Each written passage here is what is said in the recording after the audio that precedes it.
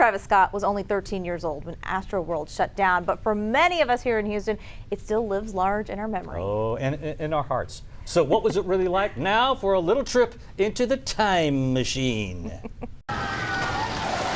Let's take you back in time, October 30th, 2005. The final day of pure joy at a place where kids could be kids and so could adults, Astroworld. The final ride on the Texas Cyclone, once called the best roller coaster in the world. I want to cry. I'm so happy and excited, but at the same time I want to cry. I'm going to miss it. Thanks again for riding the Texas Cyclone. Astroworld opened its doors back in 1968. Here's a bit of KHOU news film from 1974 as the place was getting ready to reopen after some maintenance work. And on Saturday, when that first child walks in, Astroworld will be a beautiful place. It was part of Astro Domain, the brainchild of former Houston Mayor Roy Hoffines. This is my grandfather, filling the balloons and handing out the balloons to us at Astroworld when he opened that. He was a driving force in bringing Major League Baseball to town.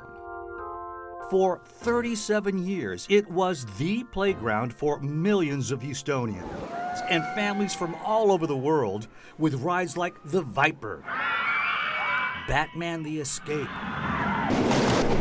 Ultra Twister, and annual events like Fright Fest. Heavyweight fun for even real heavyweights. Muhammad Ali here in 1971, hamming it up with Astroworld costume characters. This is the last ride that I'm ever gonna take in Astroworld. But the final night came in 2005. The company that owned the park cited things like declining revenue, rising property value, and other issues, and our playground was closed and torn down. But the memories, no one can take those away.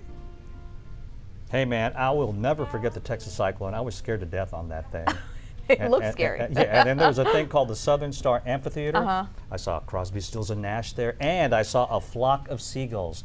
They sang "And I Ran." Remember that song? Yeah. Back when we were all so young, and some of us weren't even born then, but Well, do you miss it? Do you wish that we had it still? I do miss it. Who's laughing in my ears? I think Tim's laughing in our ears. Yeah, I do miss it. I miss taking my kids there too. Yeah, I think your story brought up a lot of good memories for a lot of people. I mean, it's forever embedded in our memories and hearts here in Houston. Oh, it's amazing. Yeah.